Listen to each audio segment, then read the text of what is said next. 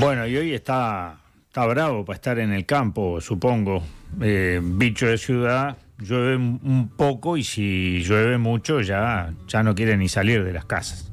¿Cómo andás, Ernesto? El suelo ya está lleno de agua. Ahora ya estamos prontos para empezar la primavera con el suelo con agua. Entonces todo lo que llueva de aquí en más se va todo para el arroyo. Se desperdicia. Tendríamos que poder canalizarlo y mantenerlo y reutilizarlo. Eso es una tarea nacional. No perderlo. No convertirlo en agua salada, lo que llueva de acá para adelante. Claro, exactamente. Bueno, pero seguramente no venía de estos temas hoy la columna. No, nosotros ya habíamos hablado hace 2 semanas un poco de la banda oriental y la necesidad de entender estos aspectos históricos para comprender la realidad de hoy en lo que tiene que ver con la relación entre el campo y la ciudad. Ya habíamos hablado del proceso artiguista, y ver cómo, me parece que lo importante es ver la evolución del país, para llegar al siglo XXI, ¿no? Claro. Entonces, en realidad, en el siglo XIX la economía era muy simple, venía de la ganadería colonial, había millones de reses sin identificar, no tenían dueño, era un bien público, era como en las carreteras, ¿no? Claro, además tú contabas, se le sacaba el cuero y quedaba exactamente tirado allí. Pero en el campo habían indígenas, habían criollos, habían españoles, habían portugueses, habían navegantes que se fugaban de los barcos y habían jesuitas. Todo eso era un desorden mayúsculo lo que había cuando después del proceso artiguista, digamos, ¿no? Artigas trató de ordenar todo eso, con aquel reglamento de ordenamiento de la campaña y todo eso, pero bueno, Artigas fue derrotado, ¿no? Y ese desorden mayúsculo que hubo, tenía... En Montevideo, ¿quién estaba?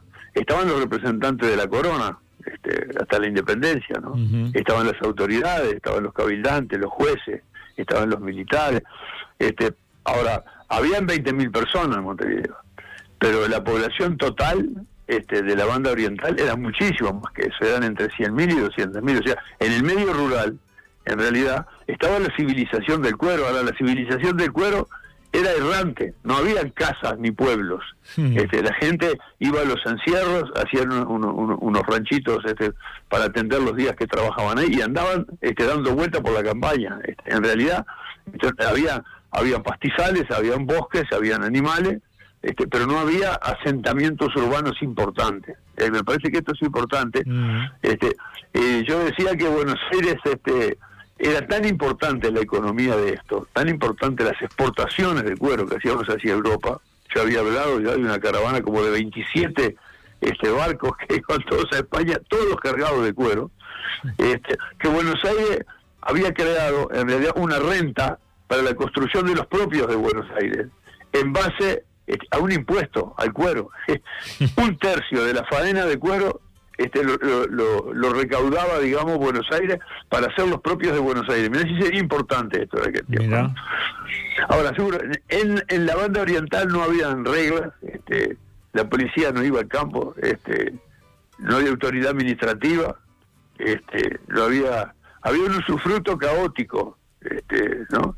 De una riqueza que era impresionante, pero que no se aprovechaba. Todos los que vinieron los españoles que vinieron a hacerle informes al rey, que escribieron cartas y todo, todos decían lo mismo, ¿no? Había un abuso de la naturaleza, ¿no?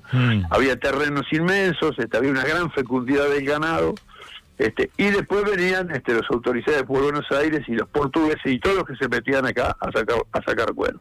Era un poco la ley de la selva porque no había un Estado, ¿no? Claro. Ahora, ¿qué pasaba en el orden político después del artiguismo? ¿Qué pasaba?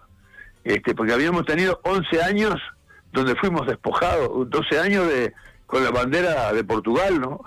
La provincia cisplatina tenía una bandera con 3 franjas, 2 franjas verdes separadas por una franja blanca, y acá mandaban las autoridades portuguesas. Eso se recuerda bastante poco. Fue mucho más largo este periodo que el periodo artiguista, claro, ¿no?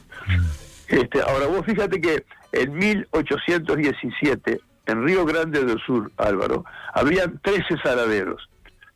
En 1825, cuando la Cruzada Libertadora, en Río Grande do Sul habían 120 saladeros. Wow. Se llevaron millones de reses. Y además se instalaron como propietarios de tierra también muchos portugueses cuyos apellidos andan en la vuelta.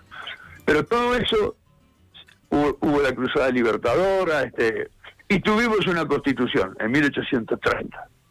Ahora, teniendo una constitución escrita, había que hacer un país ahora. A partir de la constitución, fue al revés que en otros lugares, donde poblado y la gente viviendo y trabajando y estableciendo relaciones, entonces después se escribió una constitución. Acá se empezó escribiendo una constitución que se copió de otras, y después había que meter el país adentro de esa constitución. Así que hubo que elegir un presidente. Se eligió el presidente Rivera, ¿no? Uh-huh. Al año y medio, La Valleja se levantó en armas. Durante la presidencia de Rivera, hubo distintos levantamientos de La Valleja que siempre eran sofocados, ¿no? Bueno, en realidad después vino el gobierno. ¿Cuál era el fin del gobierno de Rivera? Y poner orden. Él dejó a las autoridades en Montevideo y se instaló en Durazno, ¿no? Uh-huh. Para pacificar, se llamaba en aquel tiempo, para pacificar, ¿no? Rivera había sido del Club de Barón, ¿no? O sea, él había votado para que fuéramos provincia cisplatina. Era una persona dudosa, Rivera, en su nacionalidad de la provincia oriental, ¿no?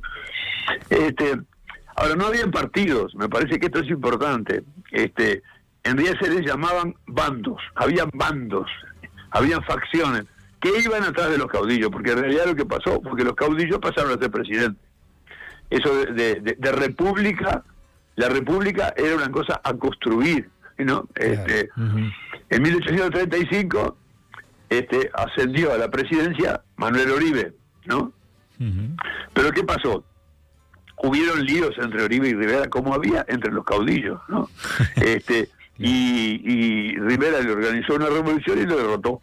Oribe se fue para Buenos Aires. Entonces, fíjate cómo empezamos nosotros la construcción de la República, ¿no? Claro. Fíjate que la gente no esperaba 4 años para tener otro presidente. Se alzaban el arma, así nomás. Sí, sí. ¿No? Fíjate que... Y así se iban sucediendo unos a otros. Exactamente, eso fue lo que pasó. Fíjate que en el 1839, el dictador Rivera, que había desplazado al presidente, fue proclamado presidente. El dictador se convirtió en presidente por una decisión de las autoridades, ¿no? Uh-huh. Y entonces teníamos 2 presidentes.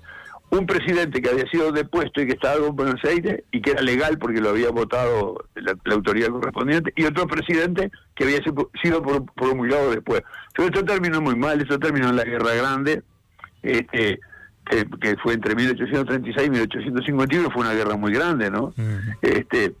Y había un Estado en los papeles, ¿no? Pero había mucha dificultad para la convivencia política en aquellos años, ¿no? Claro. En realidad había confrontación de distintos grupos y no había partidos en el sentido que nosotros entendemos hoy por un partido, ¿no? Con un programa, con un objetivo, ¿no? En realidad, después de la Guerra Grande, que terminó sin vencedores ni vencidos, porque todo el mundo estaba de acuerdo que había que construir una república, ¿no? Sí. ¿Cómo se organizaba la convivencia política? ¿No? Porque la norma era el levantamiento armado, ¿no?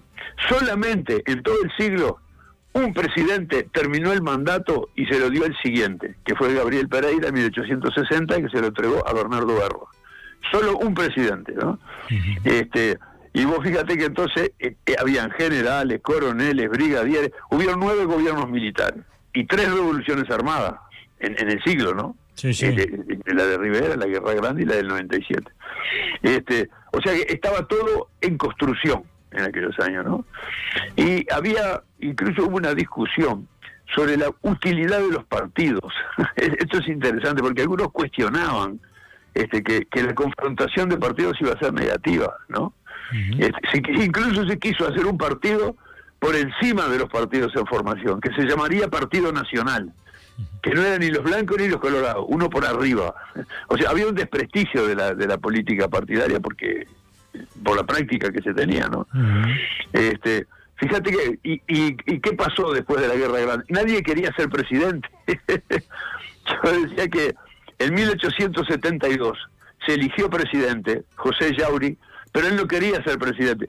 Es un caso anecdótico, porque lo tuvieron que elegir presidente 2 veces el mismo día a Yauri, ¿no?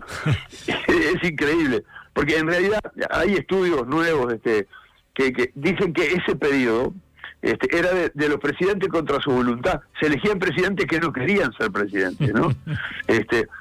En fin, me parece que había muchos, todos estaban preocupados por el riesgo de la discordancia, cómo se manejaba la discordancia, ¿no? Claro. Esto era lo que pasaba en realidad en la política a lo largo del siglo, pero me parece que ahí sucedió algo importante, porque pasó en el mundo y llegó tarde a nuestras costas, que fueron las ideas de libertad, las ideas liberales, las ideas, un poco una confrontación entre las ideas nacionales y las ideas liberales. Hubo tipos importantes que trajeron a los autores, creadores, digamos, de un ámbito de libertad, de construcción ciudadana, y en realidad los fundadores del liberalismo en el Río de la Plata, que llegó mucho después de lo que habían sido las ideas liberales en Europa o en Estados Unidos incluso, ¿no? Fue muy importante Juan Bautista Alberdi. Alberdi en la Argentina fue un gran defensor de las ideas liberales, y acá en la provincia oriental Bernardo Prudencio Berro fue un tipo importante. Él rescató autores, y además yo no sé cómo hacían, porque Tocqueville escribió su libro en 1848 creo, y a los 2 años Berro ya lo estaba comentando, ¿no? Uh-huh. Que eran los padres, digamos. Tocqueville era un francés que había ido a Estados Unidos por una misión que le mandó el gobierno francés, y le gustó quedarse unos años, y después escribió cosas muy profundas de cómo se estaba construyendo aquella nueva sociedad. En 1850 Estados Unidos se estaba construyendo. Y él le daba una grandísima importancia, y después Berro lo defendió mucho, que escribió mucho sobre la importancia de los municipios, porque el municipio era la construcción de la democracia de abajo para arriba. Y lo que se estaba dando acá es que se estaba tratando de construir una república de arriba para abajo, ¿no? Era una decisión bastante importante, ¿no? Claro. Uh-huh. Ahora, la Guerra Grande fue un punto de inflexión, porque todas estas cosas empezaron a desatar y a liberar después de la Guerra Grande, ¿no? Y lo que pasaba es que no había organización del Estado, ¿no? Uh-huh. El conflicto era permanente, ¿no?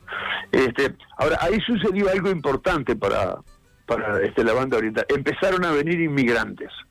Algunos como consecuencia de líos que había en Europa, los italianos, los españoles, otros como consecuencia de emigrar para buscar alternativas, los irlandeses, los vascos, pero esos inmigrantes fueron de muy distintos tipos. Algunos venían con algo de capital, otros venían a laburar, venían a trabajar.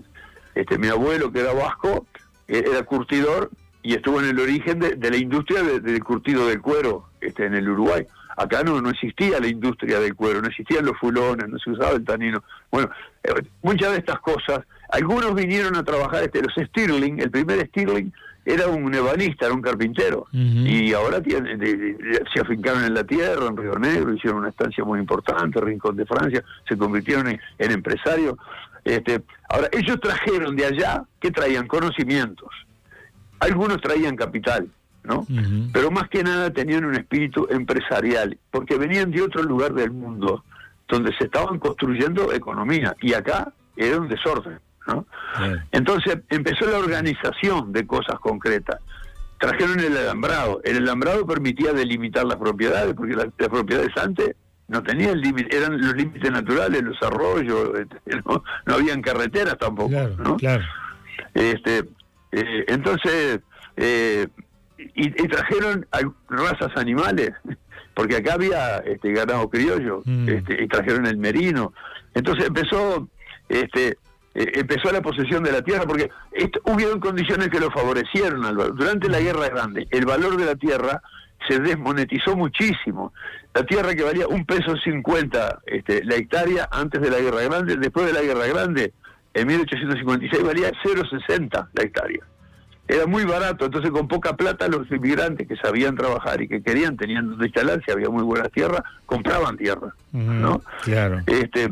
Así que me parece que todo esto empezó, y se convirtió, también vinieron ricos hacendados de Río Grande, que compraron tierra también. Así que fuimos colonizados desde el punto de vista de la economía y de los recursos. Eso no había pasado antes, ¿no? Mirá. Y Ernesto, cuando ya terminando el espacio por hoy, tú decías allí, bueno, se incorpora también la raza merino. ¿Allí empieza también el trabajo con la lana, la exportación de la lana? Todavía no la exportación, pero sí el mejoramiento de la producción. Ajá. Sí el mejoramiento de la producción de carne. No habían frigoríficos todavía. Claro. El primer barco frigorífico que transportó carne refrigerada en el mundo fue una creación tecnológica uruguaya. Mirá. Fue del ingeniero Tellier. Eso no existía en el mundo todavía. Pero lo que yo quería recalcar que al final del siglo XIX surgieron lo que se llamaban hombres nuevos, ¿no? Uh-huh. Era una nueva clase social que sobre todo fue rural, ¿no? Ahí se creó la ARU, la Asociación Rural del Uruguay. Uh-huh. Era una nueva mentalidad, era gente que en realidad tenían un estilo de vida de laburar, estaban en la tierra, le daban mucho valor al trabajo, uh-huh. Tenían una ética, tenían valores que los cultivaban en la familia, la seriedad, la responsabilidad, y ellos defendían mucho al que crea la riqueza. Ellos se sentían que estaban creando riqueza, entonces le daban importancia al ahorro, a la austeridad. A mí me parece que esto es importante porque ahí surge la estancia empresa, claro, ¿no? Uh-huh. Que eso no existía antes, ¿no? Y le dieron mucha importancia a la educación. Claro. Quizá en la próxima reflexión vamos a hablar de la creación de Liebig, uh-huh. que fue una empresa importante en el Río Negro, que después derivó en el Frigorífico Nacional. Claro. Uh-huh. Entonces, y empezaron además las demostraciones de la producción. Hubo una lucha muy interesante sobre quién organizaba las exposiciones ganaderas, ¿no? Uh-huh. Así que me parece que todo esto es bastante rico, pero ya estamos parados arriba de la construcción económica que después llevó a las batallas políticas que voy a seguir mencionando. Todavía acá no había centros urbanos importantes. Uh-huh. El esfuerzo grande de la construcción era en lo rural, ¿no? Claro. Y en la creación de economía y en los nuevos conocimientos.